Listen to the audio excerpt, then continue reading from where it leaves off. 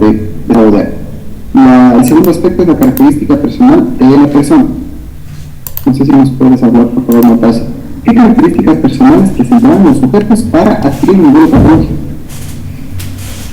Considero que puede ser una persona dependiente.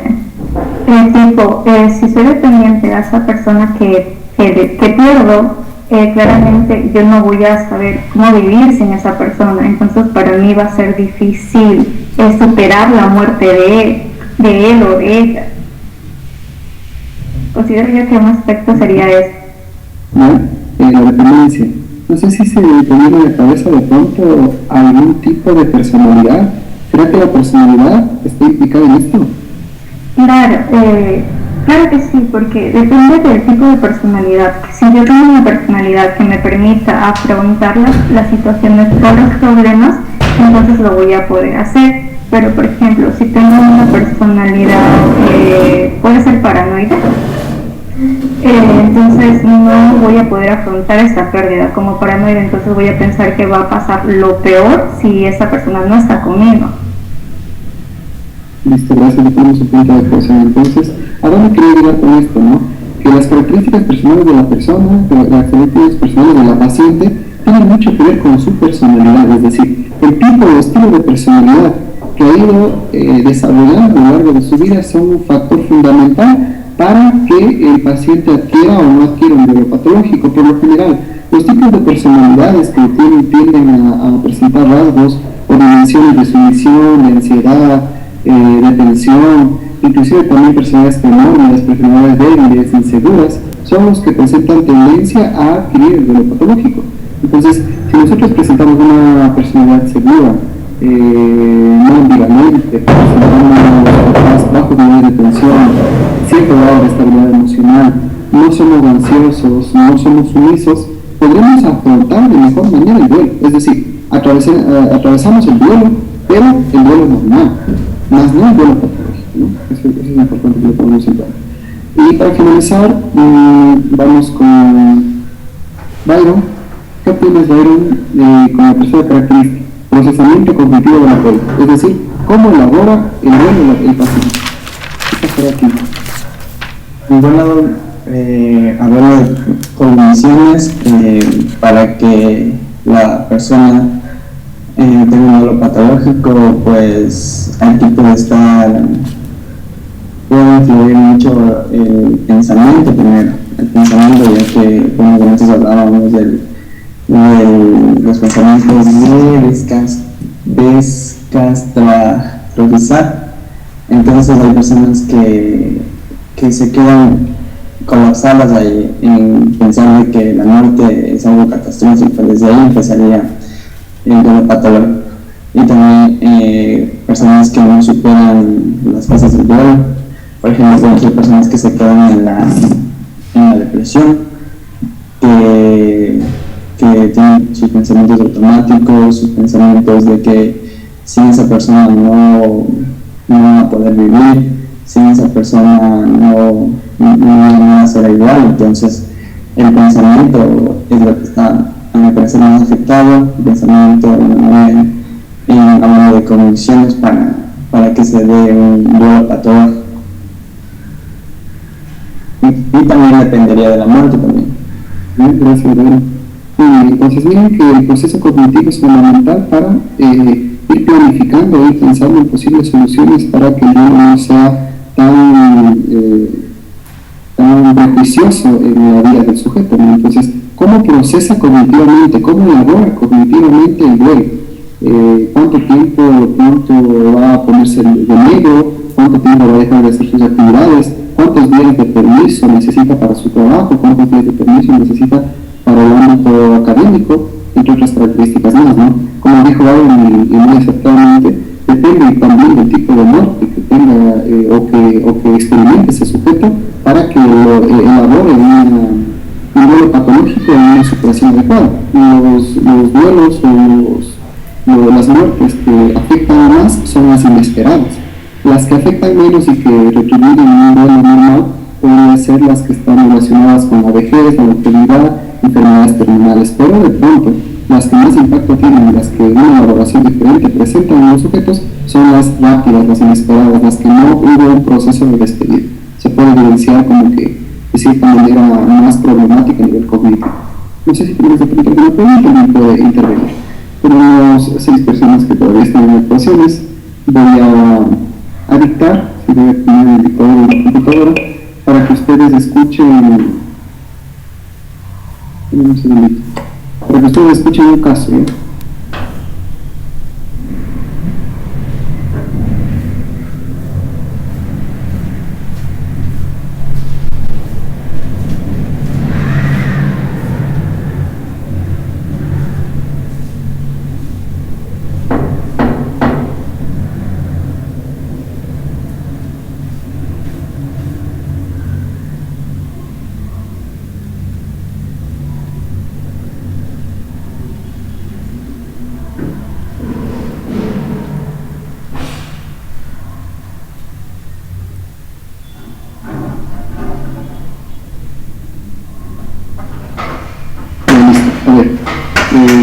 Disculpas por la demora. Vamos a ver un caso clínico de Damsay, de un psicólogo, un terapeuta, donde nos plasma una serie de estrategias, una serie de tratamientos, de procesos de tratamiento, mejor dicho, enfatizados a una mujer que atraviesa por un duelo un poco fuerte, ¿no? Como un poco inesperado, porque es el fallecimiento de su hija. ¿Sí? Entonces vamos a las personas que van a actuar, vamos a ver qué tipo de técnicas él utiliza o qué tipo de técnicas ustedes utilizarían, aparte de las que vimos, pueden complementar con otras, y si esta persona recaería en el futuro en un duelo patológico o ya tiene un duelo patológico. Así que por favor, las personas que están en posibles atentos. Describe el caso de una mujer de 40 años cuya hija había muerto 2 años y medio antes. Después de su muerte, la paciente presentó insomnio con despertar matutino, irritabilidad y pérdida de peso, problemas que no habían respondido a un tratamiento intensivo psicofarmacológico. El tratamiento supuso 5 sesiones de exposición en fantasía, suponiendo un total de 9 horas. Las sesiones consistían en que la paciente imaginaba la pérdida de su hija, la manipulación de sus pertenencias y la visita a lugares que le recordaban su existencia. A los 10 meses de seguimiento la paciente se encontraba muy mejorada, habiendo ganado peso, habiendo desaparecido la mayor parte de la pena mórbida, trabajaba a jornada completa y se había inscrito en diversos clubes, incluso en uno para jóvenes. Hay que apuntar que junto a esta actividad conductual, Ramsey trabajó con la paciente sus monólogos interiores, pensamientos automáticos y significados asociados, referente a su responsabilidad del evento y expectativas futuras. Este es un extracto del caso, voy a dictar otra vez, ¿no? Para quedar muy claro. Describe el caso de una mujer de 40 años cuya hija había muerto 2 años y medio antes. Después de su muerte, la paciente presentó insomnio con despertar matutino, irritabilidad y pérdida de peso, problemas que no habían respondido a un tratamiento intensivo psicofarmacológico. El tratamiento supuso 5 sesiones de exposición en fantasía, suponiendo un total de 9 horas. Las sesiones consistían en que la paciente imaginaba la pérdida de su hija, la manipulación de sus pertenencias y la visita a lugares que le recordaban su existencia. A los 10 meses de seguimiento la paciente se encontraba muy mejorada, habiendo ganado peso, habiendo desaparecido la mayor parte de la pena mórbida, trabajaba a jornada completa y se había inscrito en diversos clubes, incluso en uno para jóvenes. Hay que apuntar que junto a esta actividad conductual, Ramsey trabajó con la paciente sus monólogos interiores, pensamientos automáticos y significados asociados, referente a su responsabilidad del evento y expectativas futuras. Listo, ahí están 2 veces la lectura del caso. Michelle, por favor, no sé si tú puedes identificar alguna técnica cognitiva, al menos una, no solo una nada más. Técnica cognitiva conductual de la que hemos visto que aplica este psicólogo. Posición simbólica como técnica conductual, y ya que esta terapeuta pone eventos que le gustaban hacer a la hija, y justamente para que ella recuerde estas vivencias que tuvo con ella, que imagine cómo, también le hizo imaginar cómo fue la muerte de su hija. Entonces, bueno, eso pude identificarlo, y como técnica cognitiva hizo la retribución. Catherine, ¿qué otra técnica puedes identificar? Sí, yo creo que más de eso detecté también la reatribución, porque al momento que mencionaba que debía visitar lugares que la hija frecuentaba para darle un nuevo significado a este hecho y ella no cargar con este problema y poder seguir con su vida. Ya, listo, le ponemos una ecuación. Leslie, no sé si tú recomendarías alguna otra técnica que no pudiste observar en este caso y por qué. Puede ser la expresión de sentimientos, puede ser expresión y respuestas de evitación, ¿no? En la que aparte de que la señora haya podido superar tal vez el duelo de la hija, obviamente todo fue un proceso, pero el hecho de que ella haya visto nuevas alternativas, nuevas formas de poder salir del duelo, hubiera sido una técnica muy buena que ella pueda tal vez expresarle sentimientos que tuvo ocultos o tal vez no les pudo decir al momento de perder a su hija. Ya, listo. Un punto, por favor, con Stephanie. ¿Cómo tú aplicarías la autoaceptación en este caso? Bueno, yo primero pienso que también aplicaría la identificación de sentimientos para también saber cuáles son estos sentimientos positivos y negativos. Y después, pues, trabajar en esa autoaceptación. Primero, trabajar también con como había mencionado ahí en el caso, mencionaba sobre las distorsiones. Entonces, yo pienso que eso es un aspecto muy importante para que la persona habla sobre lo que ha dejado ir y también sobre ese estado positivo y negativo y que también logre aceptar la muerte, trabajar sobre todo la definición de muerte, tal vez al hablar sobre las distorsiones saber cuál es el pensamiento de la persona y partiendo de eso saber si logró o aceptar y también enfocarse en lo que puede hacer ahora y en qué puede seguir mejorando. Listo, le ponemos un punto a la compañera. Un poquito, Stephanie, hay que mejorar esto de la autoaceptación, ¿no? Bueno, la autoaceptación se trabaja con los pacientes observando sus exigencias y autocríticas que ha experimentado o a manera de sentimientos que experimentó hacia el difunto. Es decir, los datos agresivos, los datos favorables, desfavorables, el odio, el amor, entre otras características más, ¿no? Y diferenciar estos con la persona. Es decir, yo odiaba la actitud de mi padre fallecido, pero no odiaba a la persona. Entonces, autoaceptarse en el sentimiento que tenía hacia la actitud del difunto, más no hacia la persona nueva. ¿Sí? Porque a veces los seres humanos se perturban ante una pérdida porque dicen, no, mi hijo lo hacía que papá juguemos, pero ahora me arrepiento porque ella no está. ¿Sí? Entonces, enfocar esos sentimientos y autoaceptar capaz sus críticas, sus exigencias y sobre todo sus errores que cometió con el difunto, que salen a la luz de manera de sentimientos, para irlo resolviendo uno a uno, ¿no? Eso para que ustedes lo pongan en consideración. Jefferson, ¿qué crees que le ayudó a esta paciente para que supere el duelo y para que no caiga en un duelo patológico? Según una teoría de neurobiólogo, podría decir. Por ejemplo, que haya tenido un tipo de apego, digamos, seguro con la hija, es decir, que la relación con la hija al principio, obviamente cuando ella estaba viva, tal vez fue bueno, no tenía ninguna dificultad, supongo que no tenía ninguna problemática y que tal vez estas mismas relaciones seguras que tenían, los sentimientos seguros que tenía hacia su hija, hacía que tal vez esta paciente no tenía un sentimiento de culpa arraigado hacia la muerte de la persona, o sea, hacia la muerte de su hija. Más que todo también la idea de lo que se trabajó mucho la reestructuración cognitiva en base a lo que es los pensamientos automáticos, tal vez esas, sí tenía creencias de que, por ejemplo, por esto yo estoy bajando de peso por culpa de mí, por la muerte de mi hija.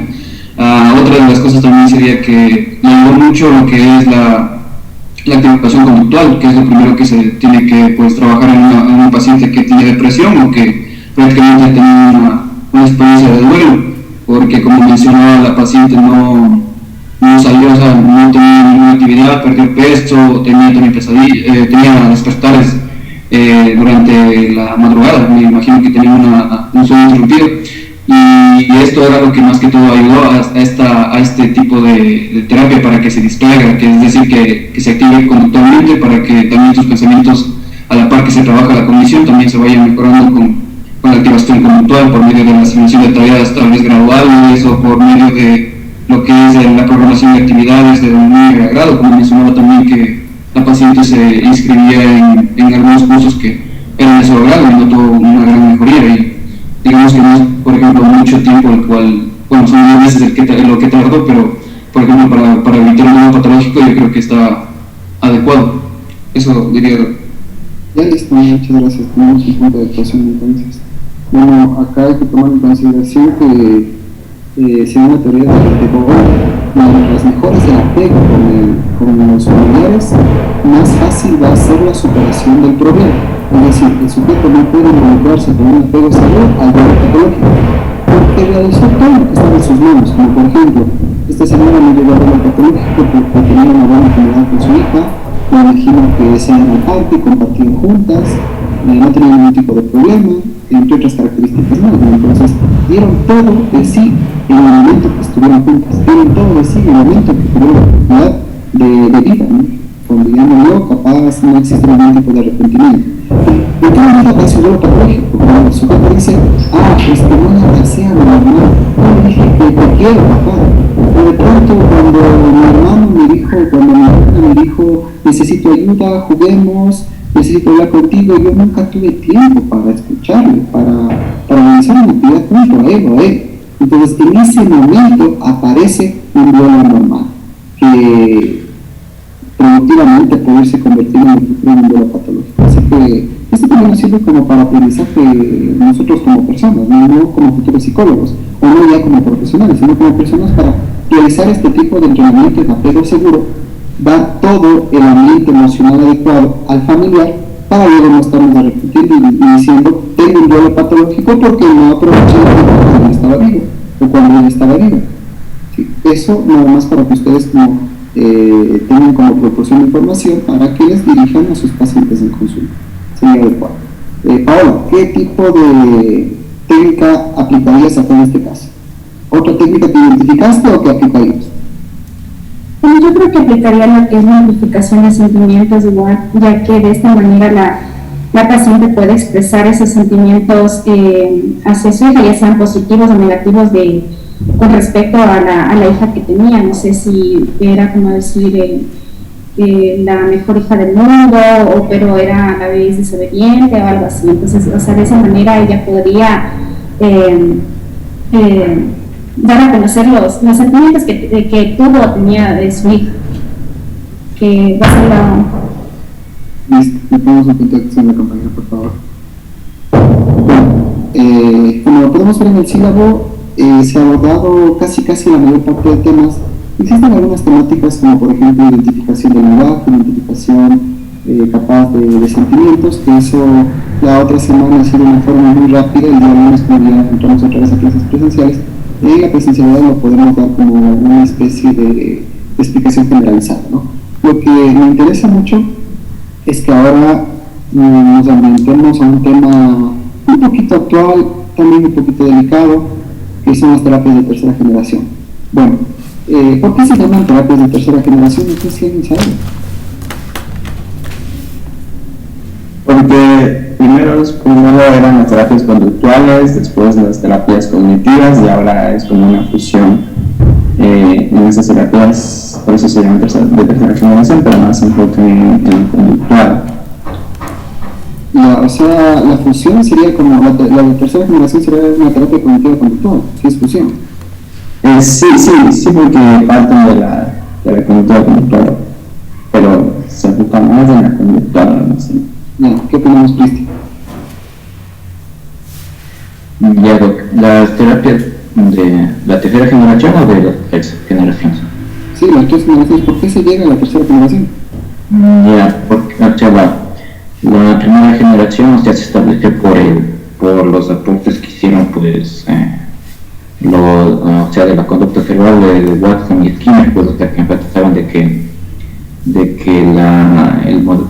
la forma de abordaje, la forma de tratamiento iba por medio, o sea, del manejo de la conducta, que la conducta era un determinante principal en el ser humano, pero cuando se trató de de abordar enfermedades ya relacionadas con el estado de ánimo, como la ansiedad o la depresión. Entonces ahí se demostró que las técnicas conductuales como el condicionamiento o el modelamiento, o sea, no eran efectivas, no eran tan efectivas a corto plazo y menos a largo plazo. Entonces por eso había disidentes del psicoanálisis que trataron de ver otra orientación, y como los de Ellis y Beck. Entonces ahí se enfocaron en el tema de la cognición, con la terapia racional emotiva y la terapia, o sea, la terapia cognitiva. Y eso se fue por la tanta evidencia que demostró en los abordajes con ansiedad y depresión, y también se fue diversificando hacia otras alteraciones. Entonces tuvo una amplia aceptación, o sea, durante más tiempo que la terapia conductual, pero también surgieron como que algunas brotes, digamos así, por parte de la escuela conductual, en las cuales trataban de como que enfocarse un poco más en este manejo de la conducta, pero también consideraban de que el mejor abordaje era de una forma como que holística, como que considerábamos ya varias variables, sobre todo en el contexto en el cual se desarrollaba la persona. Entonces ahí se fue desarrollando y se originó pues algunas abordajes como el mindfulness, que estaba basado en principios orientales, también la terapia narrativa, la terapia analítico-funcional, que en sí, o sea, tiene sus raíces en bases conductuales, pero como que se ha ido un poco más adaptando, más remodelándose con un abordaje más amplio. Eso. Listo. Michelle, de pronto, de forma resumida, ¿qué opinas? Me dejaron pensando mucho en la segunda generación, en los dos comentarios. ¿Qué opinas, Michelle? No sé si me escucha. Sí. No se olviden esta cátedra, ¿cómo se llama? Bueno, yo según tenía entendido, la tercera generación se diferencia mucho de la primera y la segunda, porque aquí hace referencia a que las personas, digamos, se llegan a enfermar, o la causa de las patologías es por la depresión experiencial, y esto, o sea, por eso se diferencia mucho de la primera y la segunda. Es decir, que las personas se prohíben, digamos, las emociones, pensamientos o experiencias que consideran negativas, y la tercera generación busca que se busque estas experiencias, o que ya no se evite. Eso es lo que yo sabía. Ya, listo. Quisiera escuchar a Milena. Milena, ¿cuál es la terapia de segunda generación? La terapia de segunda son las terapias cognitivas. Aquí podemos ver la terapia cognitiva de Ellis, que Ellis, en respuesta al psicoanálisis y todo esto, que las terapias conductistas, como no estaban dando mayor resultado, sobre todo eficacia en trastornos afectivos, entonces sacó su terapia cognitiva, que está dando un mayor énfasis a las cogniciones, al pensamiento. Listo, gracias. Vamos con Cristi López. ¿Cuál es la terapia de segunda generación?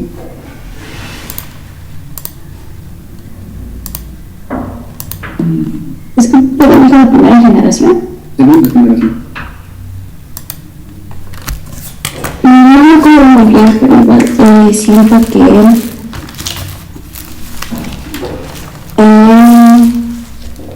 se comienza a enfocar más sobre la cognitiva conductual, pero ya antes siempre era más sobre las conductuales en la primera generación, y la segunda generación ya es cuando pues ya están hablando más de las cognitivas y como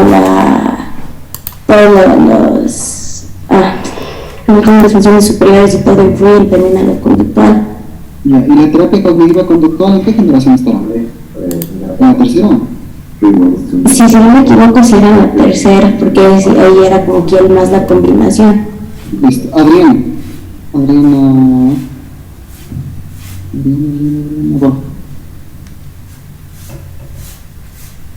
Adriana, ¿me escuchas?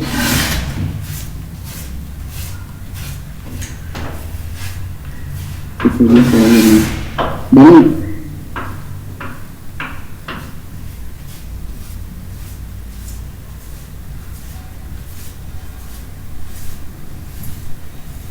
También se perdió por ahí, ¿no?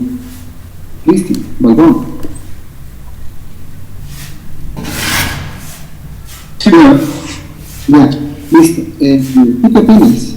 Estamos hablando de este tema un poquito engorroso. La terapia cognitiva conductual, estamos viendo, o sea, nosotros estamos haciendo terapia de tercera generación, porque según la teoría de los últimos compañeros que mencionaron, la terapia de tercera generación es la cognitiva conductual. ¿Qué tienes que decir? Bueno, como las teorías de las terapias de tercera generación son las otras, como las que nos mencionaste de la narrativa, la constructividad, la resolución del problema, y mindfulness y entre otras. Pero la terapia cognitiva conductual como tal es la segunda generación, ¿no? Donde ya apareció la parte cognitiva, pero también se fusionó con las técnicas conductuales, sí, pero es de la segunda, no es de la tercera. Ya listo. Por ahí como que salvaste la tarde, porque si no yo estaba pidiendo otras cosas, yo la verdad. A ver, vamos con los puntos de ecuación. Vamos a ponerle a Cristian, vamos a ponerle, ¿cómo así? A Byron, a Cristian, vamos a ponerle a ver, Byron, Cristian, Cristi y Milena, les vamos a poner 0.50 por favor. A Michelle, 0.75. Anótalas, Cristian, por favor. Byron, tú, Milena y la compañera Cristi, 0.50. Michelle, 0.75. Cristian quisiera ponerle 0.75, pero ponemos 0.50 porque él cometió un grave error en mencionar las terapias postmodernas. Estas terapias postmodernas tienen un enfoque cognitivo-conductual, pero no son de tercera generación, son postmodernas, o sea, son las terapias actuales. La narrativa, conductivista, colaborativa, solución de problemas, eso lo dejamos para el postmodernismo. Lo que sí acertó Cristian es que no podemos decir que las terapias cognitivas conductuales son de tercera generación, porque son de segunda generación. Miren el curso que ustedes están siguiendo, ya estamos siguiendo séptimo, terapia cognitiva conductual, y octavo, terapia cognitiva conductual. Raro que no nos hayan dado tercera generación, ¿no? ¿Por qué no nos dieron tercera generación? Porque la terapia cognitiva conductual no es de la tercera generación, sino es de la segunda generación. ¿Sí? La primera generación tiene mucho que ver con la teoría del aprendizaje, es decir, con el condicionamiento clásico, que es la terapia cognitiva, ¿sí?, de primera generación. La terapia cognitiva conductual, más bien enfocada al condicionamiento operante, ¿sí?, donde que se fusiona no solo el pensamiento, sino también la conducta, es decir, antes de la conducta se necesita el pensamiento. Y las terapias de tercera generación tienen mucho que ver con la actitud o la conducta de la persona, es decir, como que hay un retroceso. Es decir, primero la conducta, luego la cognición-conducta y luego la conducta-cognición. Entonces, ¿qué significa esta terapia de tercera generación? Que el paciente debe enfocarse especialmente en su conducta, aprendiendo a vivir con sus ideas, aprendiendo a vivir con su pensamiento. Es decir, no luchando con su problema, porque mientras más lucho con el problema, más me une, más se agrava la sintomatología. Entonces, un paciente puede decir, no tengo mucha tristeza, tengo pensamientos como que de tristeza con respecto a la muerte desde hace un mes de un familiar. Listo, entonces siga con esa idea, siga con esos sentimientos, siga llorando, pero asista a clases y escriba lo que dice el profesor. Solo quiero que escriba lo que dice el profesor. ¿Sí? Entonces, miren, el paciente va a clases con la idea de muerte, con la idea de calamidad, pero va con el objetivo de ejecutar una conducta. ¿Cuál es esa conducta? Sentarse en su asiento, en su silla, coger una libreta, coger un esfero y anotar todo lo que está diciendo el profesor. ¿Estamos de acuerdo? Muchas técnicas están basadas como por ejemplo la distracción, que el paciente va con una pelota, se pone frente a un arco y patea fuertemente la pelota, recordando la muerte de su familiar, recordando la infidelidad de su pareja. ¿Sí? Entonces usted solo dedíquese a patear el balón. Si le vienen pensamientos a la cabeza, no los bloquee, Si le vienen pensamientos a la cabeza, no trate de bloquearlos, no trate de olvidarlos. Siga manteniendo esos pensamientos, pero también dedíquese al 100% a cumplir la actividad designada, que es hacer 20 patadas de balón hacia el arco. No sé si me hice entender. Entonces, este curso que estamos hablando de terapia cognitiva conductual pertenece a la segunda generación. No estamos hasta el momento hablando nada de la tercera generación. Cristian, también por favor me ibas poniendo un 0 a Adriana y un 0 a Belén. Ya, me permiten por favor, les tengo armado unas diapositivas para que vean. Estas terapias de tercera generación se miden mucho en base a las metáforas. Es decir, el paciente debe escuchar muchas metáforas y el terapeuta debe ser muy metafórico para que logre entender cuál es el fin de esta terapia de tercera generación. Como por ejemplo, no se ahogue en un vaso de agua. No hay mal que dure 100 años. La principal técnica, no sé, que de pronto tuve la oportunidad de trabajar o tuve la oportunidad de leer las terapias de tercera generación, podemos encontrar que la principal metáfora es la de las arenas movedizas. ¿Qué significa? Que nosotros nos vamos a las arenas movedizas y ¿qué hacemos? ¿Qué es lo primero que hacemos? Tratamos de luchar con la arena, ¿no es cierto? Tratamos de salir, no sé, como una especie de aleteo, pataleo, ¿sí? Como que queremos nadar para salir de las arenas movedizas. Entonces, ¿qué significa? Que nosotros con esa actitud estamos luchando contra un problema, ¿sí? Estamos luchando contra un pensamiento.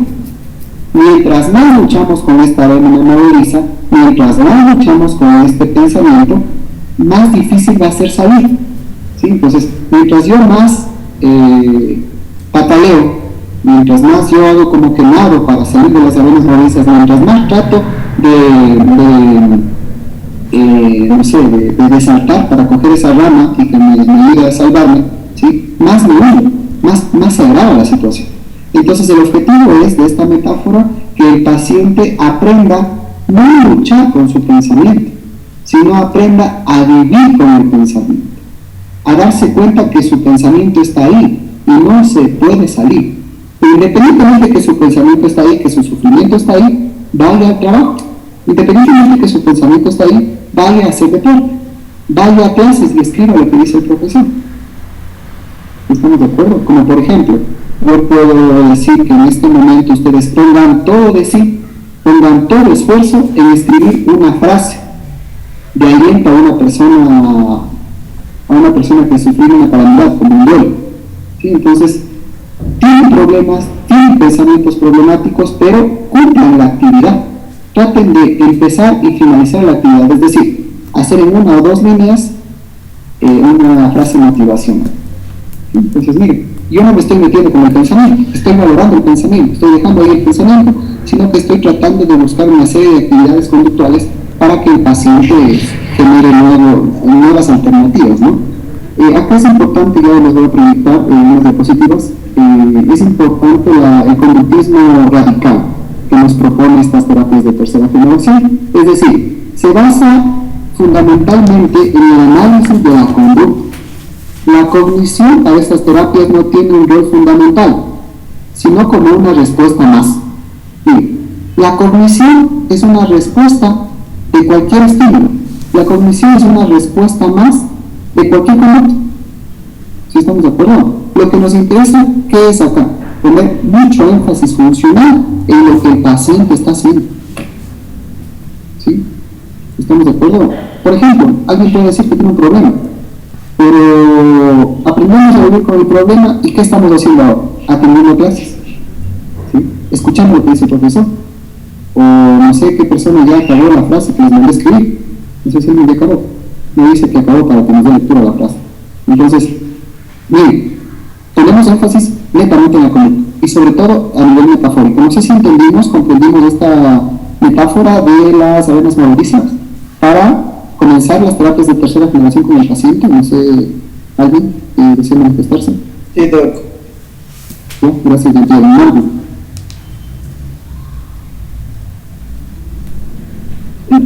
una pregunta.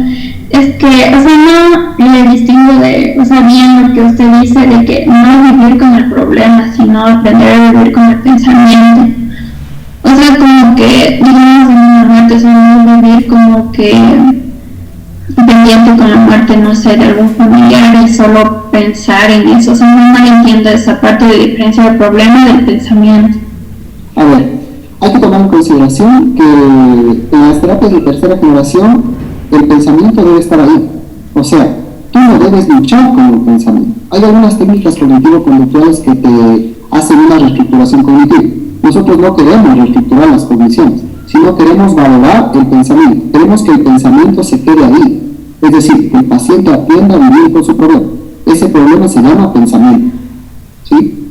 Pero el objetivo de las terapias de tercera generación no solo se queda ahí, no solo recae en que el paciente aprenda a vivir con su problema, no solo recae en que el paciente valore el pensamiento que tiene, sino que cumple una serie de conductas o una serie de actividades para que le den una alternativa, ¿sí? Y pueda superar la problemática, pueda cambiar la problemática.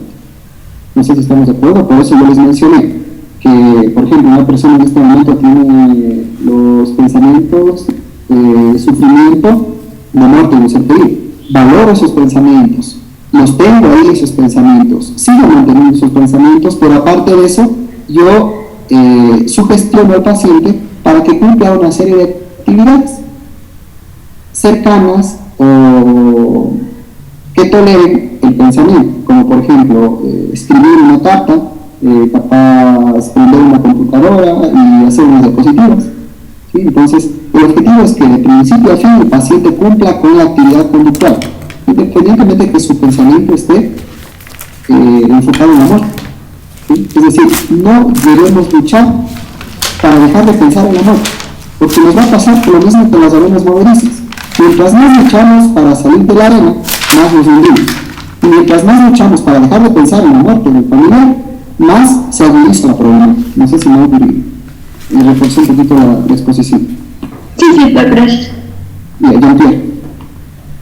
Siento que más o menos como que teniendo una idea más clara es como que el paciente en este caso dentro de estos terapias de tercera generación se basa como que en el hecho de que siga con su vida a pesar de que tenga esos pensamientos que lo invaden su mente, ¿no? Tal vez puede ser, como usted mencionó, pensamientos muy destructivos que tal vez puede ser que en su vida le afecten en su conducta, pero lo importante es aquí, como he mencionado, no basarnos mucho en el pensamiento de él, sino como que está bien, tiene ese pensamiento, pero cómo él se desarrolla con su vida, cómo él sigue progresando, desarrollándose en su vida, si sigue sin realizando las acciones que tal vez hacía, o tenga nuevas conductas que tal vez como que poco a poco creería yo que vayan suprimiendo este pensamiento negativo que él tiene arraigado. Un ejemplo sería como que una persona que pasó una infidelidad y tiene este pensamiento de que él no sirve para nada, que siempre van a poner los cachos en este caso, que para él el amor no existe. Entonces ese es su pensamiento, más su conducta es como que, bueno, está realizando otras actividades productivas que tal vez liberen esa carga tal vez emocional arraigada del pensamiento que él tiene. Sería enfocado más o menos por ahí. Sí, primero su pensamiento, sí, está bien. Mientras más actividades el paciente haga, mientras más desempeños conductuales el paciente tenga, va a ir nivelando ese tipo de pensamientos, ¿no? Como por ejemplo, hay una persona que tiene problemas alimenticios porque su familiar ha fallecido. Entonces, bueno, siga con esos problemas, siga con ese pensamiento de sufrimiento, pero cuando se despierte, cámbiese de ropa, ¿sí? Y vaya a comprar pan y leche 10 cuadras después de su casa. ¿Sí? Entonces el paciente se viste, sigue llorando, sigue afligido, se pone unas gafas, se pone una gorra para que los vecinos no lo vean, tal vez con los ojos hinchados, ¿sí? Y se arriesga a salir de su casa, va a caminar 10 cuadras, compra el pan, compra la leche y regresa. Entonces miren cómo esa acción de caminar 10 cuadras de venida, vestirse, ponerse una gorra, ponerse gafas, reguló los pensamientos o moldeó los pensamientos, a diferencia que si hubiese quedado ahí dentro de casa, sin hacer la actividad. Entonces miren, no hacer la actividad provoca más sufrimiento. Tener ese sufrimiento sumado a una actividad regula la sintomatología. No sé si me se entiende. Vamos. Digo, también este enfoque puede ser más como un reconocimiento al hecho de que dentro de la vida siempre va a haber sucesos negativos que nos hagan entrar en crisis y como que la opción para superarlos no es eliminar el pensamiento, sino como que aprender a vivir con él hasta que lo podamos procesar más o menos mediante estas actividades que usted menciona, que lo que nos hacen es sea como que continuar con siendo como tener capacidades adaptativas al ambiente con las que podamos continuar nuestra vida mientras pasamos este suceso negativo. Entonces creo que eso es una gran diferencia que hace con el resto de terapias, porque o se enfocan a que se solucione el problema ya, o se enfocan a solo activarlo a nivel conductual o a cambiar el pensamiento. Entonces también creo que hay como que este espacio para poder, como lo que es sentirte mal, así como que reconocer que sentirte mal está bien y que no solo debes superar todo rápido para poder ser alguien funcional dentro del sistema. Gracias, Damaris. Tú diste como una pequeña introducción de la terapia de aceptación y compromiso, que está reformulada por Wilson y Luciano. ¿Sí? Y bueno, por Hayes está creada, ¿no? Pero reformulada por Wilson y Luciano, esta terapia de aceptación y compromiso. Acepto mis problemas. Tengo mis problemas, pero me comprometo a hacer una serie de actividades conductuales para mejorar. ¿Sí? Es decir, acepto mi error, acepto mi problema, acepto mi pensamiento destructivo, pero me comprometo a la vez a mejorar, a hacer un sinnúmero de actividades para ir cambiando esa situación. Vamos a escuchar los dos últimos comentarios de Erika y Andrea y ahí nos vamos con la proyección en video. No, bueno, lo mío también es una pregunta. O sea, en este caso, el terapeuta sería el encargado como de imponer las actividades que va a hacer el paciente. Porque, o sea, dentro de las técnicas que vimos anteriormente está, por ejemplo, el entrenamiento en distracción. Ahí nos decía que se le debe preguntar al paciente qué es lo que le gusta hacer para que él las vaya realizando. Entonces, mi pregunta. Sí, Erika, nunca, por favor, tú pongas actividades. Nunca, porque estaríamos cayendo en una mala práctica clínica. Es decir, los fundamentos de la psicoterapia serían enfocados en que la solución del problema parte del paciente, no parte del profesional. Es decir, nosotros vamos a gestar un sinnúmero de conductas, un sinnúmero de comportamientos, un sinnúmero de actividades para que sirvan en esta terapia de tercera generación, pero que salgan del propio paciente. Es decir, nosotros previo a la aplicación de las terapias de tercera generación debemos conocer las habilidades y destrezas, gustos, deseos del paciente para que de ahí parte un proceso de tratamiento. ¿Estamos de acuerdo? En vez de mandarle a patear 10 veces la pelota, le mandamos a leer un libro, pero a él no le gusta leer. Entonces sería como que brusca esta terapia, que el paciente no me va a colaborar y no voy a sacar resultados esperados. El paciente va a decir, fui donde el psicólogo y nunca me ayudó, me voy donde otro. Nunca le ayudó, ¿por qué? Porque el terapeuta se inventó las actividades. Tiene que ser actividades que no rompan la parte autónoma del paciente. No nos olvidemos, en ética y deontología que ustedes ya pasaron o están pasando el semestre de ética y deontología, uno de los principios es la autonomía, el respeto a la autonomía, es decir, lo que el paciente dice, eso se ejecuta, lo que el paciente dice, eso vale. Lo que el paciente dice nos sirve a nosotros los profesionales para ir marcando el paso para un proceso de tratamiento, para no inventarnos una terapia, sino para plasmar de acuerdo a las necesidades de nuestro paciente. No sé si Erika está claro. Sí, gracias. Andrea.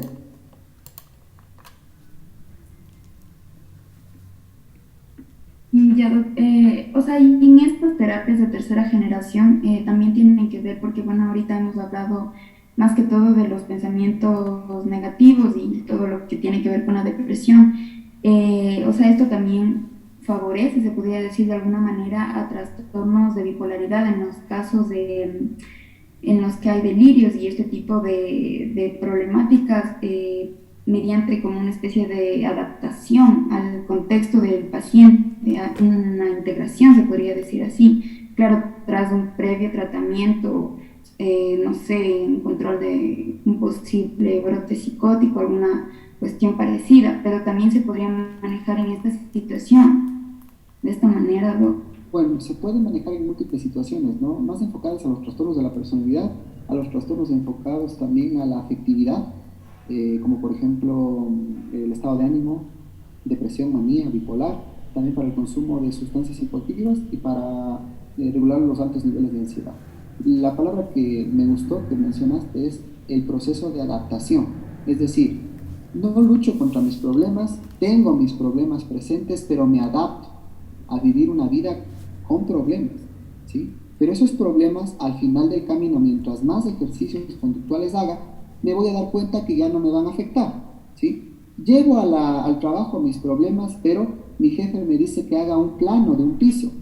Doy todo mi esfuerzo para hacer el plano de un piso, capaz pensando en mis problemas, ¿sí? Entonces, inclusive en una teoría psicodinámica o psicoanalítica, el paciente puede proyectar sus problemas en su trabajo, puede proyectar sus problemas en su en el plano, puede proyectar sus problemas en arreglar una computadora o en hacer un software, ¿sí? Entonces, características importantes, ¿no? Que nosotros podemos adoptarlas con terapias de tercera generación. No sé si ustedes han visto algunas aplicaciones, algunos softwares que nos dan emociones, como por ejemplo felicidad, tristeza, aventura.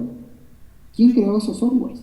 Tal vez personas que proyectaron su problema en la realización de esa actividad y crearon un software diferente. ¿Sí? Entonces, nada más para un poquito asociar esto de llevar el problema a todos lados, ¿no? Y aprender a vivir con eso. Porque ni modo que abramos la cabeza del paciente, saquemos el problema. Eso más o menos como que nos dice la terapia cognitiva conductual, ¿no? De segunda generación. Abrir la cabeza del paciente, sacar el problema, sacar la idea irracional, sacar la distorsión cognitiva, ¿sí? Cerrar la cabeza del paciente y listo, está curado. Pero en la tercera generación no se ve eso, ¿no? Porque el problema no se puede esfumar de una u otra manera, así de una forma rápida. Listo. Voy a proyectarles la pantalla.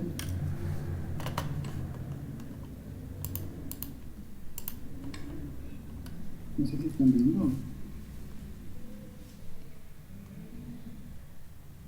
Me confirman, por favor, si están viendo. Sí, doctor. Sí, claro. Sí, doctor. Ya listo. Atentos, por favor. Bueno, no es un video donde salen personajes, pero sí es un video donde salen letras. Por favor, vamos leyendo detenidamente cada una de las frases y luego para sacar conclusiones a manera de actuaciones.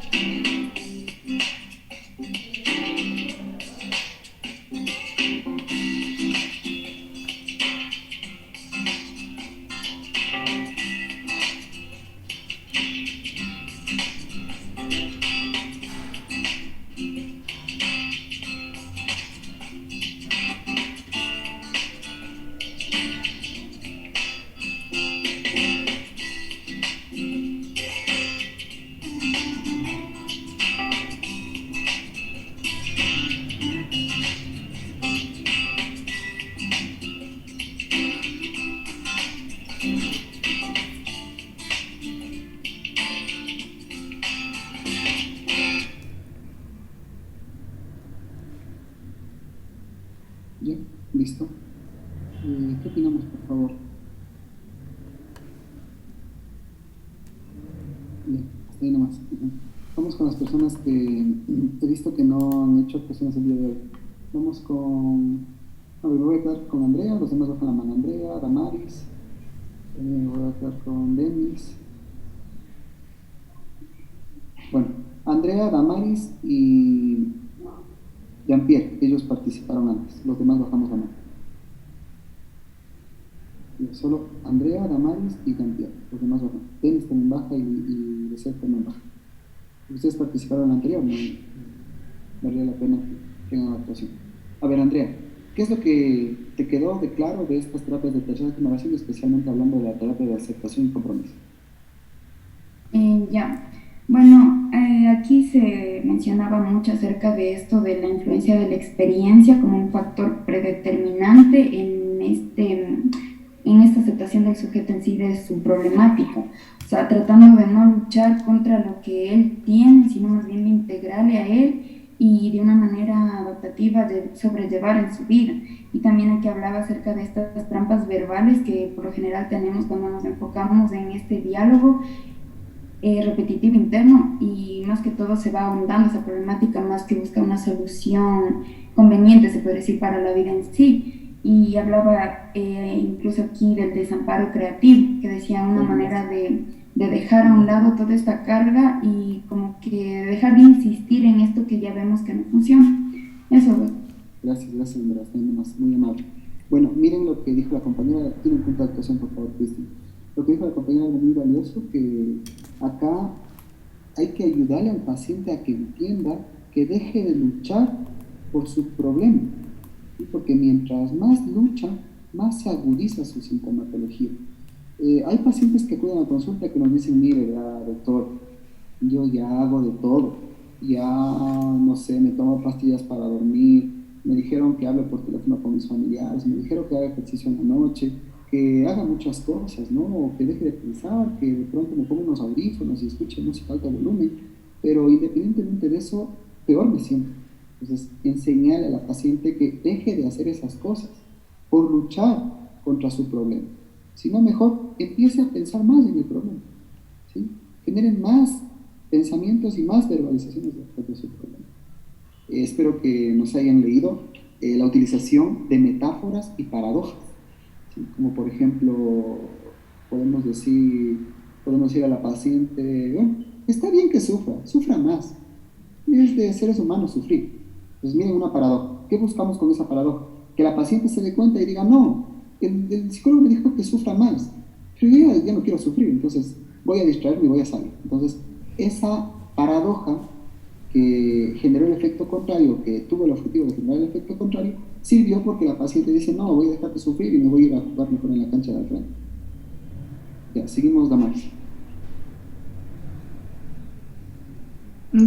Justamente eso que usted habló sobre metáforas y paradojas, habla sobre que esta terapia de aceptación no solo se enfoca en la cognición, sino también en el lenguaje como un recurso para entender las problemáticas y también como que el paciente pueda expresarlo de forma verbal. Muchas veces no es como que el fuerte de las personas hablar explícitamente de los problemas o de las cosas que están atravesando.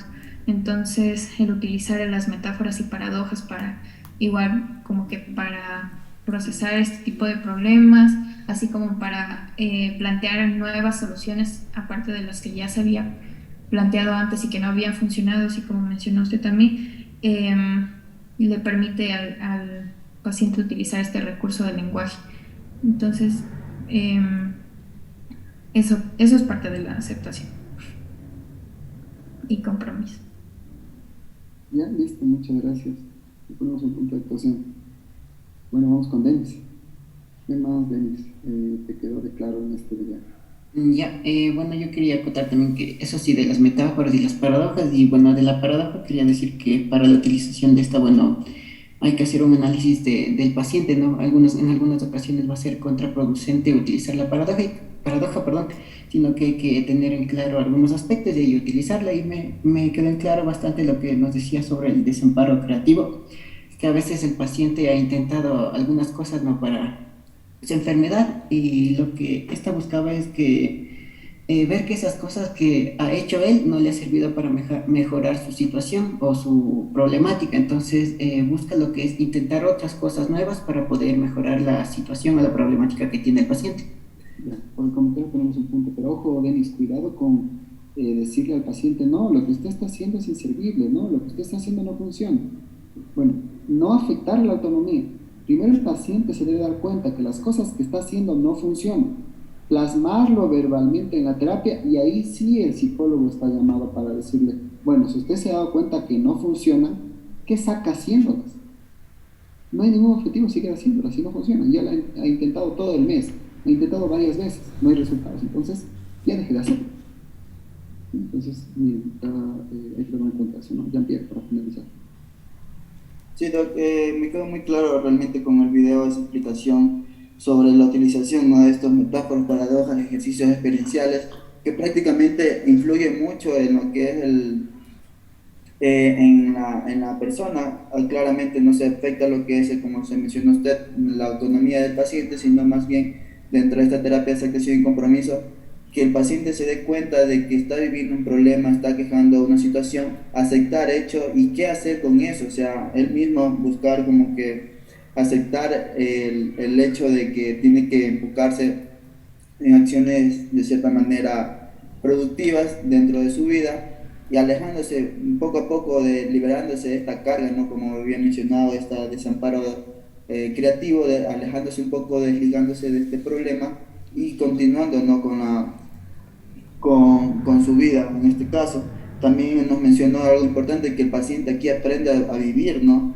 a resistir lo que es el sufrimiento, el dolor, y de cierta manera al momento que el paciente aprende a aceptar el hecho de que está pasando por una etapa muy dolorosa, él puede continuar realmente con actividades que tal vez puedan despejar de cierto modo poco a poco lo que es estos pensamientos negativos que se van manifestando durante el transcurso de su vida. También se trabaja mucho lo que es el poder, el vivir en el presente, diría yo, porque claramente sucedió un acontecimiento que tal vez le aqueja mucho a la persona, pero ¿qué está haciendo ahora para que no suceda? O sea, ¿qué está haciendo con su vida presente para que estos pensamientos no invadan realmente o no interfieran dentro de sus actividades que se plantee? Esto es también algo que me quedó muy en cuenta, son estos ejercicios experienciales que de cierta manera tratan como que de conectar al sujeto con su ambiente, ¿no? De que realmente hay cosas que tal vez tengan mucha productividad, y como mencionó mi compañera Damaris, que también influye lo que es estas funciones verbales, cómo el terapeuta aborda esto, empleando también lo que son metáforas, paradojas, que es muy importante en ciertos casos, ¿no? Emplear estas dos técnicas. Eso, Doc. Listo, le ponemos un punto de actuación, por favor. Una vez yo les pregunté si sabíamos la terapia de tercera generación, por ahí alguien me dijo, no, sí, la vimos ahí, más o menos, a un 50%. ¿En realidad la vieron así o no? Comentarios, por favor. ¿Sabían que así era la terapia de tercera generación?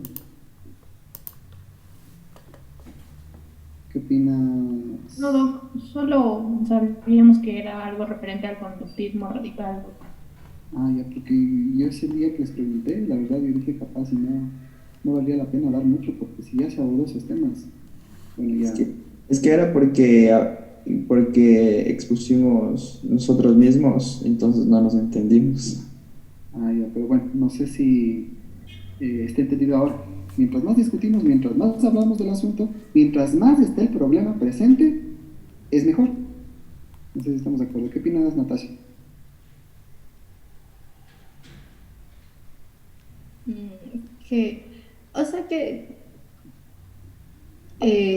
Que es una buena manera de afrontarlo, porque como usted dice, mientras más tengo el problema presente, entonces entiendo lo que está pasando conmigo, entonces estoy aprendiendo a vivir con este problema. Siento que es así. Listo, muchas gracias. Entonces, miren, no se llaman terapias de tercera generación a secas, sino se llaman terapias conductuales de tercera generación. Ahora la pregunta del millón, ¿por qué conductuales? Porque hay el tipo experiencial, ¿no? La experiencia del sujeto, la conducta del sujeto juega un papel muy importante para que exista, para que pueda aplacar la sintomatología cognitiva que está afectando la vida de la persona. El ejemplo muy básico que yo les dije, ¿no? Levántese, por favor, vístase, póngase una gorra, gafas, vaya 10 cuadras, compre pan y leche y regrese. Tome el desayuno, siga pensando con sus problemas. Va a consulta a la paciente y dice, verá, doctor, sigo sufriendo con mis problemas, pero como que el día de hoy mejoró. O sea, ya no estoy tan grave como ayer, porque usted me mandó a hacer actividades de que vaya a comprar 10 cuadras y en ese momento me saludaba el vecino, vi a un perro, vi a un auto, capaz sentí que me mojé la espalda por la lluvia. Entonces, mire, ya tenemos activación conductual. Mientras más se activa conductualmente la persona, más se aplaca la sintomatología cognitiva. No sé si estamos de acuerdo con eso. Ya. Vamos a ver algunas características comunes de la terapia de tercera generación. La primera es la perspectiva contextual y funcional. Aquí se destaca la importancia de definir el contexto y la función que tiene la conducta de los eventos privados, ¿sí? Define la importancia del contexto, define la importancia del lugar donde se encuentra la persona y también el funcionamiento o la función que tiene la conducta y el evento privado, ¿sí? ¿Qué función tiene mi comportamiento? ¿Sí? La función de actividad, función de ir a comprar, función de mejorar, función de subir, bajar escaleras, y cómo se relacionan con los eventos privados de la vida del paciente. Ahora, la pregunta del millón, ¿cuáles son los eventos privados? Los eventos privados son los pensamientos, las emociones y los sentimientos. Otra característica principal es la conducta radical, que ya la vimos, ¿no? Esta se basa en el análisis de la función de la conducta, como ya les dije anteriormente. Es decir, los aspectos cognitivos juegan un rol, no juegan un rol fundamental, no son como que tan interesantes, ¿no? Sino solo son como una respuesta más. Acá es importante que el sujeto de una u otra forma presente un lenguaje o pensamiento como una respuesta de los eventos privados. Es decir, manifieste sus eventos privados, comente sus eventos privados, no se los guarde, ¿sí? Estos eventos privados, que son pensamientos, emociones y sentimientos, en ocasiones son observables por la persona que los vive. Es decir, mi pensamiento de sufrimiento me dio como una conducta de llanto. La emoción de susto me dio como una conducta de temblor, ¿sí? El sentimiento dirigido hacia mi ser querido me dio como unas ganas de ver las fotografías de la persona fallecida, entre otras características más, ¿no? Entonces, acá el objetivo es que estos pensamientos sean observados, sean manifestados y que de una u otra manera sean controlados y rechazados. Vamos a ver que en la terapia de aceptación y compromiso se nos recomienda que estos pensamientos o estos eventos privados, que ya conocemos cuáles son, se los controle y de una vez que ya estén controlados, se los vaya a rechazar. No es importante que estén descontrolados y se los intente rechazar, porque más daño nos van a provocar. Primero, intentar controlarlos y luego el siguiente paso es cambiarlos, ¿no? Es fumarlos, es de rechazar. Al contrario de la terapia cognitivo-conductual, no busca modificar el contenido de los eventos privados, sino su función. Miren, la terapia cognitiva-conductual busca modificar los contenidos de los eventos privados, es decir, busca cambiar el pensamiento, reestructuración cognitiva, cambiar las emociones, cambiar los sentimientos. En cambio, esta terapia conductual de tercera generación busca la modificación de la función del pensamiento. Es decir, sigue estando el pensamiento ahí, pero ya le da otra función. No sé si estamos de acuerdo. Es decir, habla más de la problemática, habla más de las consecuencias. Hasta ahí no sé si tenemos alguna pregunta. Listo. ¿No puede repetir el primero y el segundo? No lo entendí bien, por favor. El primero y el segundo. Ya. A ver, la primera característica, la perspectiva contextual y funcional.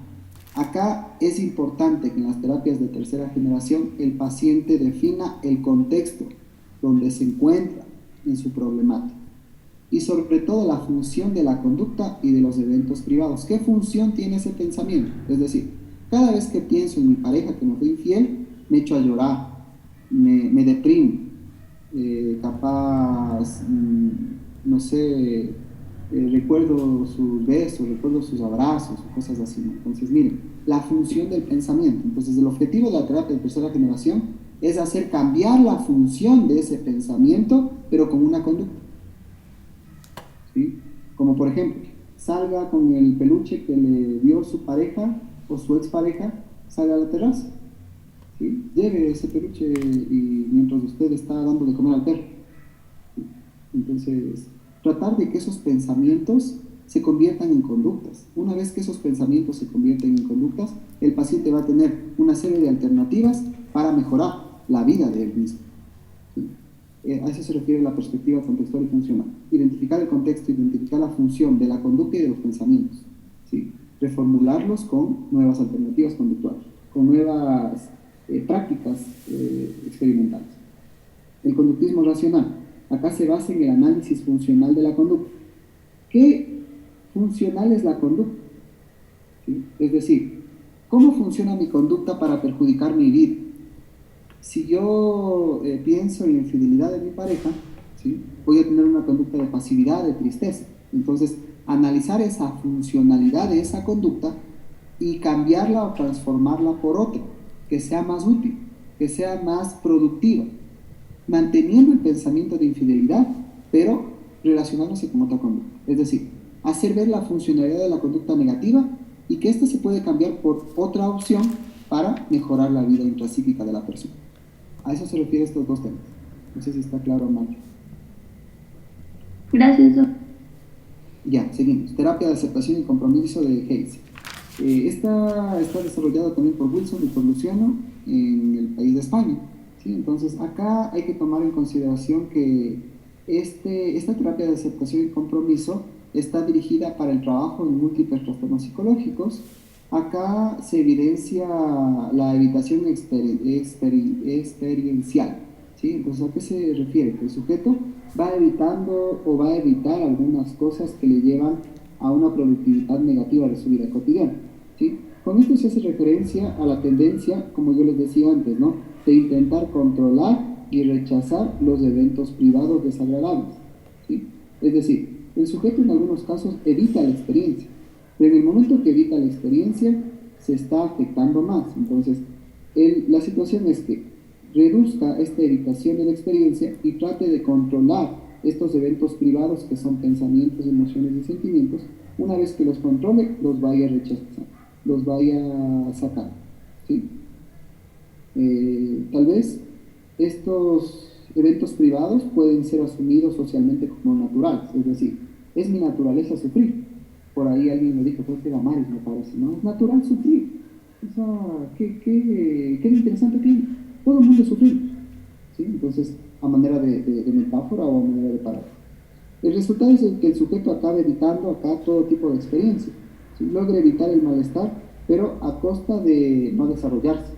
Como por ejemplo, los pacientes que evitan capaz tener un pensamiento, ¿sí?, como que se quedan tranquilos momentáneamente, pero se alejan de aspectos naturales en el entorno. Se alejan de la capacidad de no desarrollarse. Como por ejemplo, podríamos nosotros identificar que acá el sujeto acaba evitando todo tipo de experiencia. Es decir, ya no quiero, como tuve la infidelidad, ya no quiero estar con otra persona. Entonces, logra evitar un malestar a costa de no desarrollarse. Es decir, me privo de tener una familia, me privo de tener hijos, porque ya no quiero vivir la experiencia anterior, ya no quiero vivir la experiencia pasada. ¿Sí? Ese tipo de características podemos ver en los sujetos que presentan alteraciones cognitivas, alteraciones comportamentales, pero se puede trabajar con alguna serie de actividades en la terapia de aceptación y compromiso, ¿no? Ya, entonces, algunos componentes de esta terapia de aceptación y compromiso, ¿sí?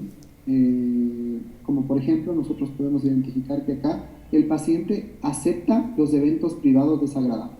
Miren, como el problema del paciente era rechazar, ¿sí?, evitar los pensamientos desagradables, ¿no?, los eventos privados desagradables. ¿Cuáles eran los eventos privados desagradables?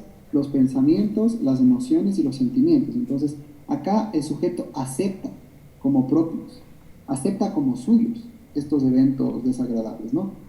La siguiente característica, manera de composición, tenemos la difusión cognitiva o distanciamiento. Difusión cognitiva o distanciamiento de los eventos privados. Podríamos nosotros de a poco irnos separando o distanciando de estos eventos privados desagradables, pero proponiendo una serie de actividades conductuales que nazcan del paciente. Acá se pretende eliminar la fusión entre el lenguaje y la realidad. ¿A qué se refiere? Que la mayor parte de pacientes presentan un lenguaje de no puedo, no alcanzo, voy a sufrir siempre. Entonces, hacerle ver que esa no es la realidad, porque usted puede hacer múltiples aspectos conductuales a manera de experienciales, y así se va a dar cuenta que usted sí sirve para algo, que usted sí puede, que usted puede lograr alcanzar el objetivo o la meta. Entonces, más o menos, evitar que el paciente tenga un lenguaje desagradable y cumpla cosas desagradables, sino que siga manteniendo un lenguaje desagradable, pero darle alternativas más reales para que pueda ejecutarlas, ¿no? Seguimos. La siguiente sería contacto con el momento presente, es decir, acá el paciente tiene que contactarse de una forma significativa con la problemática. Debe ser suya y propia la problemática y aprender a vivir con eso, ¿no? Contacto con el momento presente. ¿A qué se refiere esto? A que el paciente, una vez que tiene o que aprende a vivir con estos eventos privados desagradables, ¿sí?, también tenemos que reeducarle para que tome contacto y realice las actividades en el aquí y en el ahora. Es decir, usted va a ir a comprar pan, dedíquese a contar el dinero para comprar 3 panes y una bolsa de leche. ¿Sí? Entonces, mire, contacto con el momento presente, independientemente de que tenga sus pensamientos. Ya, aquí hay algo muy importante donde que el yo, en perspectiva que, bueno, el yo es el principio de la realidad, se da como una perspectiva que le permite eliminar la identificación de estos pensamientos y emociones. ¿Sí? La realidad es la que le va a servir al sujeto para mejorar. La realidad es la que le va a servir al sujeto para ir aplacando capaz sus pensamientos problemáticos. Enfocarse específicamente en el aquí y en el ahora, vuelvo a repetir. La identificación de valores, ¿sí? Aquí tenemos el esfuerzo para lograr lo que la persona quiere. La identificación de valores, las destrezas, las habilidades, consiste en dirigir la actividad en el esfuerzo y determinación a lograr lo que la persona quiere. ¿Sí? Entonces, dedíquese o genere su mayor esfuerzo para hacer bien las cosas, para ejecutar la actividad conductual de la mejor manera posible, independientemente de que tenga sus pensamientos. Y también el compromiso de acción, es decir, ¿cuál es el compromiso de acción? Que asuma sus problemas, asuma los eventos privados desagradables, los tenga en su cabecita, pero que se comprometa a ponerle acción a las actividades que va a desarrollarse o que va a desarrollar para aplacar esta alteración de pensamientos, emociones y sentimientos que le perjudican a diario. ¿Ya? Como decimos o como vemos aquí en la pantalla, el objetivo último es lograr la aceptación de los EP. ¿Cuáles serán los EP? Los eventos privados desagradables que aún están presentes en la mente. Y el objetivo es lograr aceptar, ¿sí? Son míos, los acepto, los tengo, vivo con estos, sino que no me afectan porque estoy cumpliendo mi trabajo, estoy cumpliendo mi actividad académica, entre otro tipo de cosas, ¿no? Para eso se necesita varias intervenciones, para eso se necesita varias terapias. Para que pueda el paciente comprometerse con un estilo de vida más congruente con los objetivos y valores a largo plazo. Es decir, la aceptación y compromiso, ¿qué es? Acepto los eventos privados desagradables, que son los pensamientos, emociones y sentimientos, y me comprometo a mejorar mi estilo de vida, que sea más útil con los objetivos y los valores que tengo a largo plazo. Es decir, estoy sufriendo por la muerte de un familiar, pero tengo que dar todo de mí por pasar este semestre, como algunas personas veo algunos estados de algunos estudiantes, ¿cómo hacer para salvar el semestre en una semana? Es fácil, dedicándonos, comprometiéndonos, no pensando o de pronto aprendiendo a vivir con los problemas, asumiendo los problemas, siendo parte de los problemas, pero haciendo las tareas, estudiando, presentando trabajos, asistiendo a clases, y ahí se podrá lograr los objetivos planteados, que es pasar el semestre independientemente con los problemas. No sé ustedes qué piensan, ¿no? qué bonito y qué satisfactorio es en una persona que logra una meta. Esa meta, para alcanzar esa meta hubo muchos tropiezos, muchos problemas, muchas dificultades. Capaz que ya no quería continuar en el camino, pero al final de todo logré la meta. Esas metas, esos objetivos son los más satisfactorios. Acá se utilizan mucho las metáforas, las analogías y también las paradojas. No sé si tenemos hasta ahí alguna pregunta. Un poquito quito la proyección para dispersarles y ver comentarios.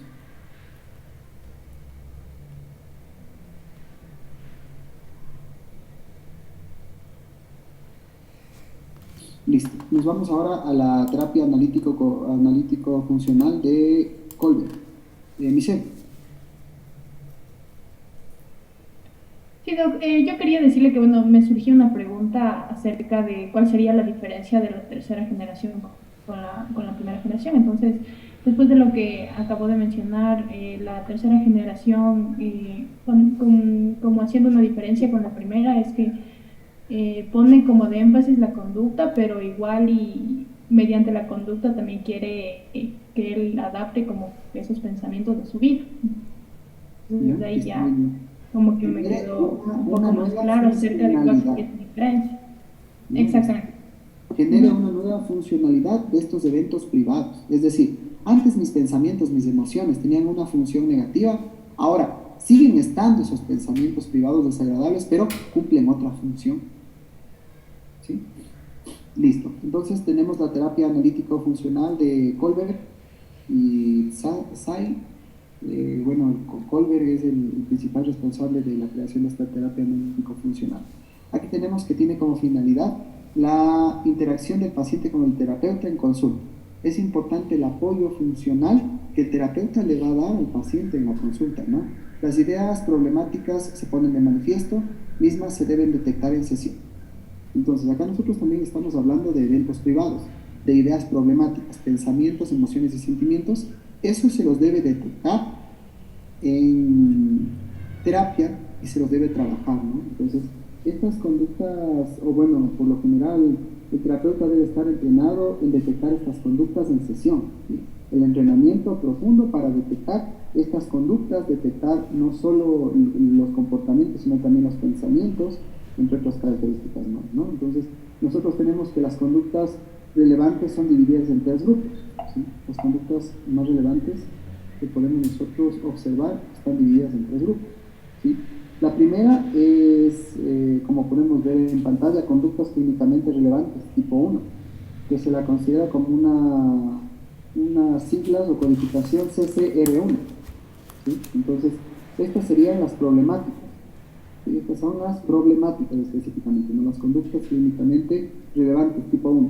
¿Cuáles son las problemáticas del paciente? Coméntenme cuáles son sus problemas. Listo, soy violento, consumo alcohol y practico tal vez, no sé, la infidelidad. ¿Sí? Tengo relaciones extramatrimoniales. Entonces, esas son las problemáticas. Nosotros tenemos que ser muy suspicaces para detectar esas problemáticas. La segunda sería las conductas clínicamente relevantes, tipo 2, que serían las conductas positivas, las que se quiere desarrollar en el paciente. ¿Sí? Conductas clínicamente relevantes.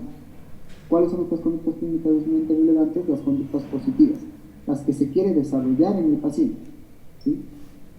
Es decir, unas conductas más aceptadas, ¿no? Es decir, ya no utilice frecuentemente su teléfono, ya no utilice frecuentemente las llamadas, porque eso le provoca infidelidad, ya no vaya por la misma esquina, ya no vaya por la misma cuadra, porque eso le provoca el consumo de alcohol. Trate de distraerse, trate de salir frecuentemente de casa, a cumplir otras actividades como por ejemplo las deportivas y las académicas, para evitar como la fusión negativa con la familia y evitar también los golpes y los maltratos. Y la tercera son las conductas clínicamente relevantes tipo 3, que se hacen referencia a las interpretaciones que hace el paciente de su conducta. ¿Sí? Conductas clínicamente relevantes tipo 3. ¿Qué interpretaciones y cómo genera referencias o cómo genera interpretaciones en la conducta del paciente? ¿Cómo interpreto yo esa conducta? Como por ejemplo, utilizar mucho el teléfono. Cuando yo veo el teléfono, ¿qué interpreto? ¿Sí?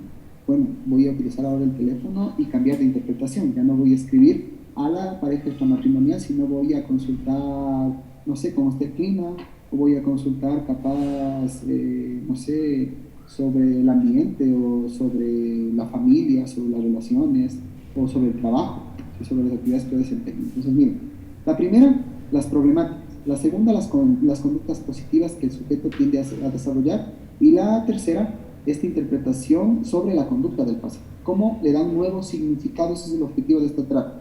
Dar un nuevo significado a esta conducta del paciente. ¿Ya? Entonces, las reglas de la labor terapéutica. ¿Cuál es la labor terapéutica? Buscar las conductas clínicas relevantes, ¿no? Conductas clínicamente relevantes. Esa es la CCR. Buscar las conductas clínicamente relevantes. Tenemos las de tipo 1, las de tipo 2 y las de tipo 3. ¿Ya? Los terapeutas deben, a como de lugar, provocar la ocurrencia o provocar la manifestación de las conductas clínicamente relevantes tipo 1. ¿Cuáles eran estas? Las que serían los problemas. ¿Ya? La segunda, una vez encontrado el problema, buscar las conductas clínicamente relevantes tipo 2, que son las conductas positivas del paciente. No solo buscar las conductas positivas del paciente, sino reforzarlas. Mire, usted es deportista, en vez de ir por esa cuadra a consumir alcohol, vaya e invite a otros amigos a hacer deporte. ¿Sí? Entonces, acoger las conductas clínicamente relevantes tipo 2, las conductas positivas del paciente, y reforzarlas como tal. ¿Ya? La siguiente categoría, la siguiente característica es observar los efectos terapéuticos respecto a las conductas clínicamente relevantes. Es decir, cómo estas conductas clínicamente relevantes positivas, las de tipo 2, van a ser tan reforzadas, tan practicadas para buscar aplacar las de tipo 1, que eran las problemáticas. Entonces ahí nosotros tenemos que observar si hay un cambio. Y también ofrecer interpretaciones alternativas, es decir, buscar el CCR3. ¿A qué se refiere? Buscar las conductas clínicamente relevantes tipo 3, que son las conductas que hacen referencia a las interpretaciones del paciente con respecto a la conducta. No solo interprete de una manera negativa su conducta, sino busque alternativas de interpretación. No sé si estamos de acuerdo. Esta es una importancia, esta relación terapéutica, y se puede integrar otras terapias, como por ejemplo la terapia de aceptación y compromiso. Entonces, podemos ir trabajando aleatoriamente, no solo con la analítico-funcional, sino con la de aceptación y compromiso. Esta analítico-funcional no tiene mucho que ver con un proceso de técnicas estructuradas, sino con la identificación de conductas que son relevantes en el sujeto. Es decir, que se dé cuenta, ¿no? Que así como tiene conductas negativas, puede tener positivas, y esas positivas pueden ser interpretadas de diferentes formas para un cambio. Voy a cerrar para dispersarles un poco. ¿Qué opinan al respecto?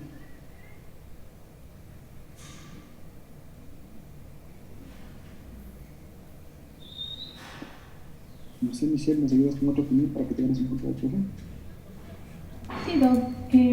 Bueno, lo que yo estaba viendo aquí y me pareció súper importante e interesante, porque creo que lo he experimentado de manera personal, es que cuando nosotros tenemos una problemática, creo que, bueno, me refiero a mí, que somos los menos objetivos posibles, y que, como las arenas movedizas que usted mencionaba, empezar a querer buscar soluciones a esa problemática en ese instante va a hacer que no solo tal vez nos equivoquemos, sino que también nos produzca una frustración, eso sí, yo lo asimilaba como caerse en un huequito y querer salir al instante, sin poner a pensar tal vez lo que podemos hacer, armar una estrategia, un plan, o tal vez hacer cosas diferentes. Entonces, con esta explicación que usted nos dio, todo es que no hacemos que nuestro paciente quiera cambiar en ese instante, o que mediante sus pensamientos que los adapte a la realidad para que él pueda cambiar, porque seguramente hay como más frustración. En cambio, en esta terapia lo que se quiere es que él acepte, Michelle, te pasó esto, entonces lo que tienes que hacer es seguir viviendo, y mientras sigues haciendo las actividades, y estas actividades te van a permitir esclarecer como que ese pensamiento. Entonces eso es lo que he entendido. Excelente tu participación, lo ponemos en punto de actuación. Se me viene a la mente un ejemplo, ¿no? En el caso que tú dices que a veces nos estancamos con algunas actividades, o nos estancamos con un problema, ¿no? Les voy a plantear un ejemplo. El padre de familia o la madre de familia tiene problemas interpersonales con sus hijos. La madre de familia siempre les cambia o siempre les hace despertar en la mañana. Entonces, ¿cuál es el problema? que tiene dificultades interpersonales con los chicos porque la mamá se enoja mucho cuando les hace despertar. Entonces, ella solo piensa en el enojo, ella solo piensa en que sus hijos no le valoran, no valoran su esfuerzo. En el momento de identificar las conductas relevantes, las conductas clínicamente relevantes, podemos identificar que la conducta clínicamente relevante tipo 1, el problema de malas relaciones interpersonales. Pero debemos nosotros buscar las conductas clínicamente relevantes tipo 2, que son los aspectos positivos de la señora. ¿Cuál es el aspecto positivo de la señora? Que todos los días hace un sacrificio para levantarse a las 6 de la mañana, cambiarles a sus hijos, darles el desayuno y, no sé, mandarles a la escuela. Entonces, esa sería la conducta clínicamente relevante tipo 2, lo positivo. Ahora, la conducta clínicamente relevante tipo 3 es buscar alternativas a su actividad. ¿Cuál alternativa podría ser?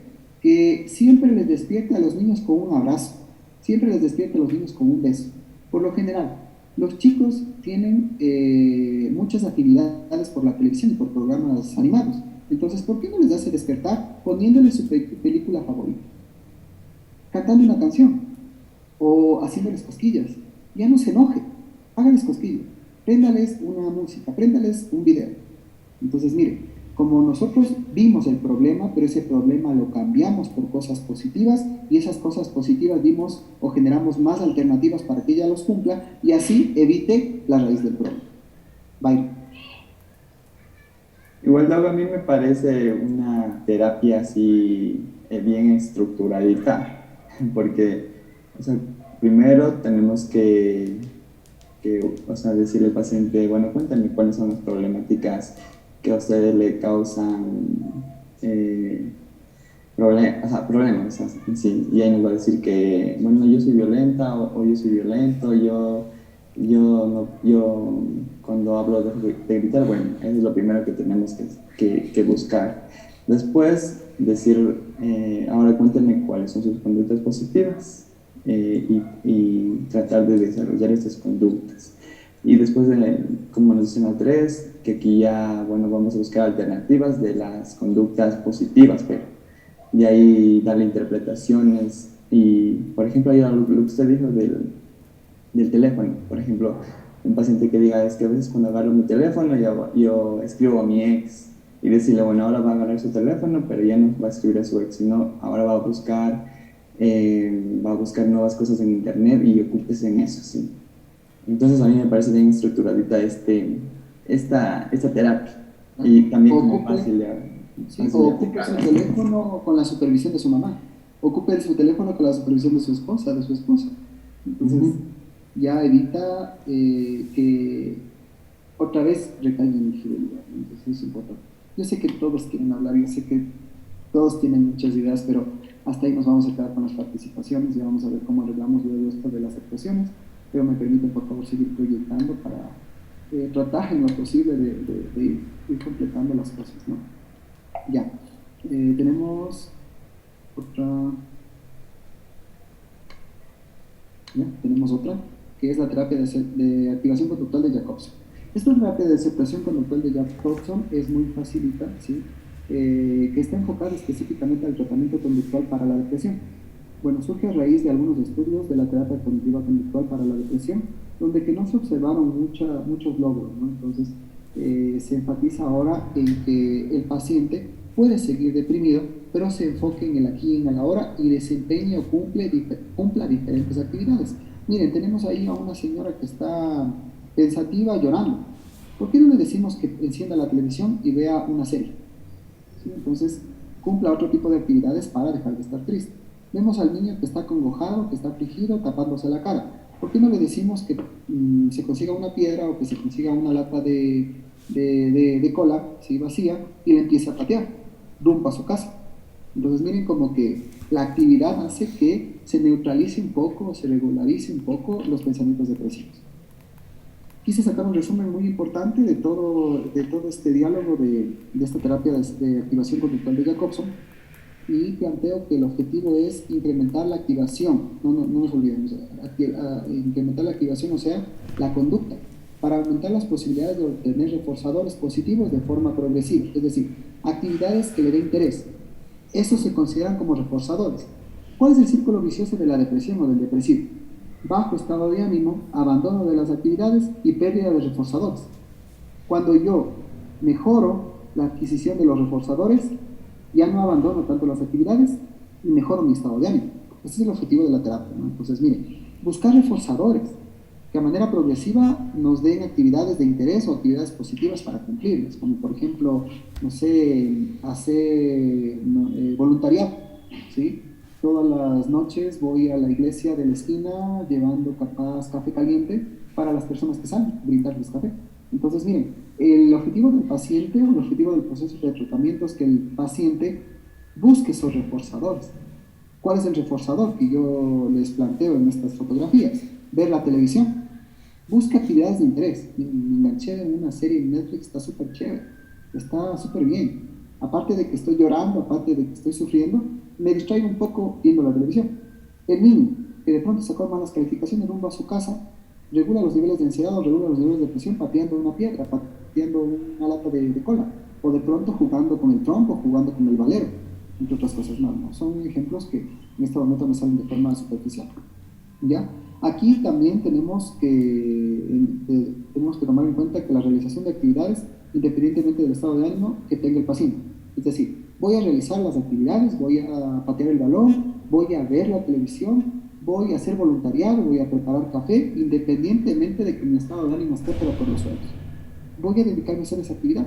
Solo con el simple hecho de levantarme de la cama, ya estoy activo, ya estoy buscando una actividad.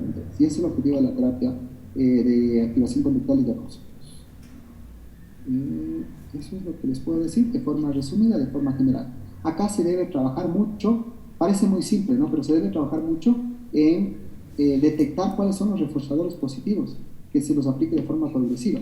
Por ejemplo, un reforzador positivo sería, cada vez que me siento triste, le llamo a mi mejor amiga y contamos chistes. No sé, contamos las cosas que nos pasan. Eso podría ser. Listo. Para que se dispersen un poco y ver la hora. Tienen clases luego, ¿no? Tenemos 2 minutos, yo creo que voy a alcanzar a esto del mindfulness, donde que es una atención plena, ¿no? Es más o menos una técnica oriental, donde que el paciente trata de modular su postura, ya no estar tan rígido, concentrarse en un nuevo estilo de vida, en una atención plena, ¿sí? ¿Qué pasa acá? Programas que tienen el mindfulness, ¿no? El programa de reducción del estrés y también la terapia cognitiva para la depresión. El programa de reducción del estrés, aquí, con este programa de concentración, programa de relajación, regula el dolor crónico, el cáncer, trastornos cardiovasculares, también nos sirve para programas psicoeducativos o para aplicar en programas psicoeducativos a nivel grupal. Nos sirve como un escáner corporal, un insight corporal de autoexploración de la propia mente, del propio cuerpo. La terapia cognitiva para la depresión, bueno, aquí se trabaja mucho en la atención plena, es decir, se focaliza específicamente en su cuerpo, en una postura corporal, más o menos como lo tenemos acá, esta chica, ¿no? Está levantando las manos y poniendo como en actitud de oración, las piernas entrecruzadas, ¿sí? Entonces, una atención plena al cuerpo, sentir su cuerpo, sus extremidades, la respiración, valorar los pensamientos desagradables y cambiarlos en el proceso de concentración por más agradables. La segunda característica, aprender a detectar los cambios del estado de ánimo y afrontarlos de forma eficaz, ¿sí? Entonces, no por simple hecho de que yo estoy irritable y luego estoy feliz y luego estoy triste, lo voy a dejar así. Tengo que aprender a detectar esos cambios, a reconocer esos cambios y sobre todo a afrontarlos de una forma eficaz. Yo no quiero cambiarlos, sino solo afrontarlos, reconocerlos.